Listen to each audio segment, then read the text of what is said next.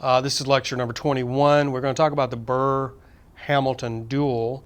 Having discussed a little bit about the culture of honor last time, we're going to watch it play out here. I want to give you another context for this. Honor among revolutionary gentlemen. Of course, Burr and Hamilton aren't the only ones to fight a duel. There are many duels fought, or the process towards a duel is begun many times. They don't always culminate in a duel, obviously. And of course, I want you to keep in mind, this is the early republic and an extra legal system of justice for the political elite in the early republic. Significance. I've heard one historian remark that the American Revolution was different from most revolutions in that the revolutionary elite did not turn on themselves.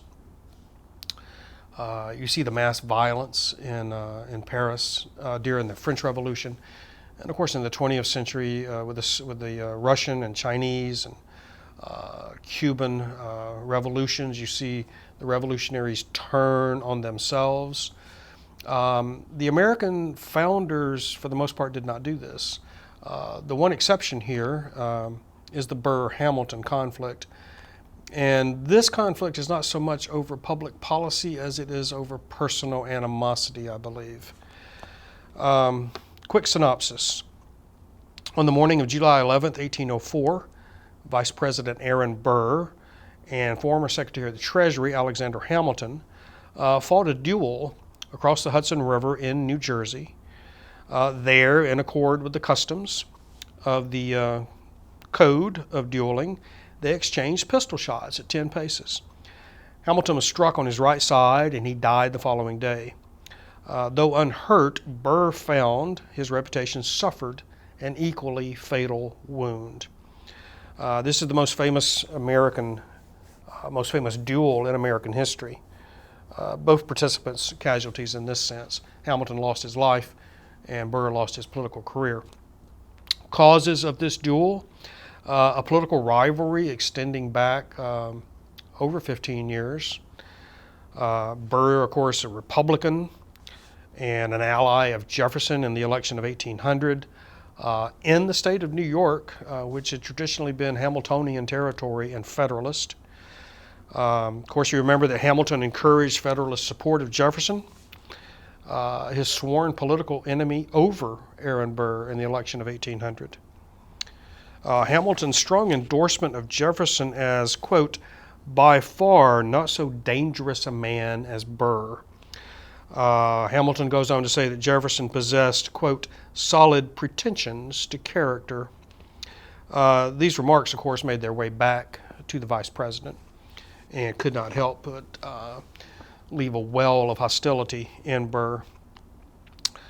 Hamilton went on to say about Aaron Burr that his private character is not defended by even his most partial friends. We're clearly crossing the line from attacking one's political program to personal attacks, and this, of course, lies outside the bounds of the Code of Honor. Hamilton went on to say about Burr that he is, quote, bankrupt beyond redemption, except by the plunder of his country. Clearly, again, these are fighting words, and they're going to get worse. Hamilton's criticism of Burr continues. Burr was unprincipled, both as a public and private man, a man whose only political principle is to mount at all events to the highest political honors of the nation. So Hamilton's accusing Burr not of civic virtue or disinterest in the outcome, but in personal aggrandizement and an ambition that exceeds the code of honor and of republicanism. In June of 1804, less than a month before the duel, the Albany Register, a newspaper, reprinted a letter from a local doctor who reported an anti-Burr speech by Hamilton and concluded, quote, I could detail you a still more despicable opinion which General Hamilton has expressed of Mr. Burr. Hamilton was apparently at a tavern and had been overserved. Legend has it he got up on the table and was leading the crowd in song, and as was Hamilton's habit, he began to talk, and he talked too much. And you can imagine the vice president, upon reading and seeing the word despicable describing his character. This, of course, will trigger the ritual of the code of honor between Burr and Hamilton. Let me talk again about the code, so this is fresh in your mind. It's a ritual of violence. It's designed to ensure honor and, very importantly, to protect a man's future political, what's the word I'm looking for, utility. In other words, to defend one's honor in public allows a man to continue to be a political leader in the country. To back down or to allow one's honor to be besmirched reveals a man to be little more than a puppy and not capable of being a political leader. Again, these fights are called interviews. This is to ensure deniability. For instance, in the Burr-Hamilton duel, neither the Roman who took the two men across the Hudson nor the doctor would be allowed to watch the duel so that they could deny participation in court. Burr demanded satisfaction, and that is a key word, satisfaction from Hamilton regarding those remarks about his character being despicable. Burr wants to know exactly what Hamilton meant, what exactly did he say, what was the context, and he wants an apology for it. In other words, he wants satisfaction, public satisfaction from Hamilton. Remember that Hamilton would refuse to satisfy Burr's demands. This is what will lead to the actual duel. It's interesting, you can go online, and I believe we have a link here in the course to take you to the Burr-Hamilton correspondence. It's very interesting to read this correspondence. It's almost like a tennis game where Burr serves, demanding satisfaction and initiating the code of honor. Hamilton realizes immediately, having been involved in these affairs of honor before, that he's in trouble and that he's going to either have to publicly apologize or in some way satisfy Burr's anger and to alleviate the tension between the two. Hamilton is never able to do this. He's never able to bring himself to an open apology.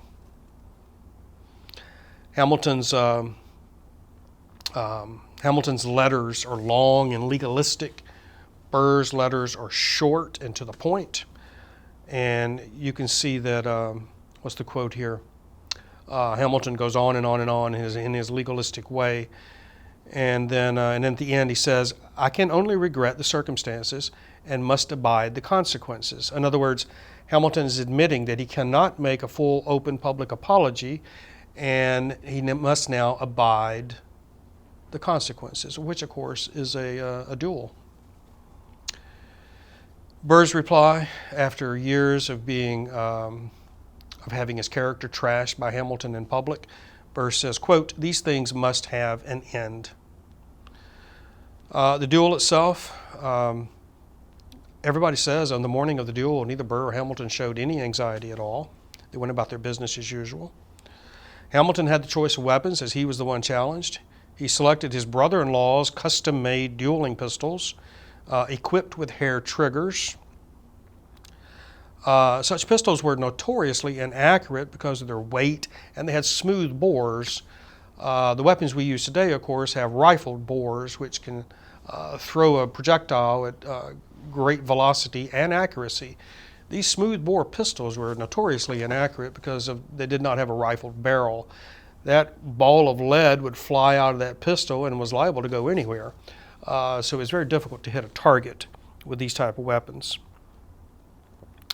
As the challenged, it was Hamilton's choice of position, and he chose poorly, according to everyone there, facing the rising sun.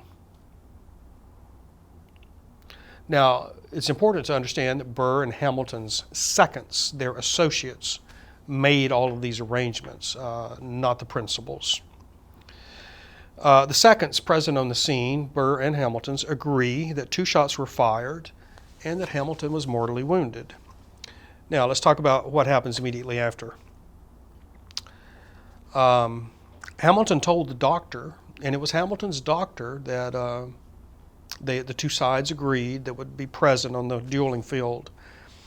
Hamilton told the doctor immediately upon being shot that this is a mortal wound.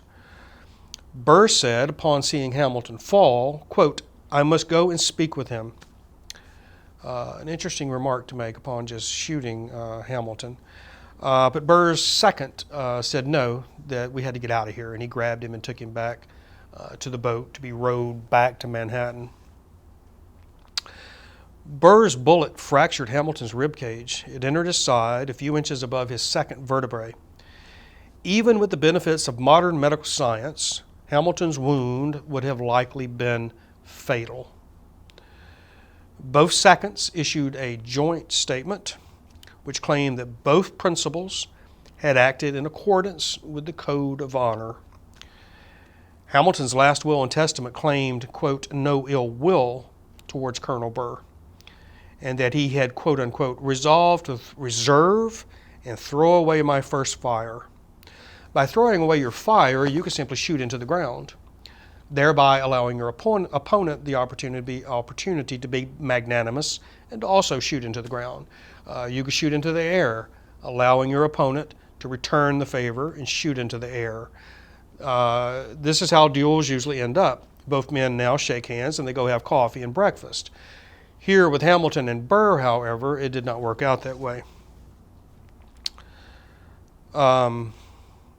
It's also interesting that as the 2 sides were negotiating on whose doctor would be present, that Burr readily agreed that Hamilton's doctor would be fine, saying that a doctor was not even necessary. This has left historians in a bit of a quandary, because if Burr says a doctor's not necessary, does that mean he intended to throw away his fire, anticipating that Hamilton would do the same? Or does it mean that Burr had every intention of killing Hamilton? A couple of explanations here to try to sum this complicated issue up. The seconds agreed there were 2 shots fired. Let's track these 2 shots for a moment. Burr's second said that a branch above Burr's head was clipped by a bullet, and that this branch had fallen and had startled Colonel Burr. The second shot, of course, is the one that shattered Hamilton's rib cage and inflicted a mortal wound. Was it Burr's intention to kill Hamilton? Probably, although it was not unusual for a duelist to shoot his opponent in the leg, in the thigh, or in his rump, not being a fatal shot, but certainly indicating displeasure with your opponent. It's difficult to know. My guess is that Burr intended to do what he did. Yet, Burr obviously showed regret upon seeing Hamilton dangerously wounded. So I don't know if this is just years of being associated, at times being friends. It's difficult to say. A couple of conclusions here. I want to emphasize that the reason these 2 men fought this duel was to ensure their future political utility in the early republic. Both Hamilton and Burr were still young men, relatively speaking. They both assumed that a political career stretched out in front of them, although both men at the moment were at a low point in their lives. Burr being traduced, his character being traduced by Hamilton in this letter in the Albany Register, has to respond to this. Otherwise, he's revealed as a man without honor. Once these letters become public, Hamilton also has to respond, or he jeopardizes his honor. So these two men are caught in a very dangerous dance, and there's no way out unless a full apology is made or unless some sort of settlement can be arrived at. There is no way out of this dance of honor except the dueling ground. So remember that these two men, for whatever spiteful language might have been used, whatever political differences they had, the reason they fought that day was to ensure that they could continue to be useful political leaders in the young United States. Thank you.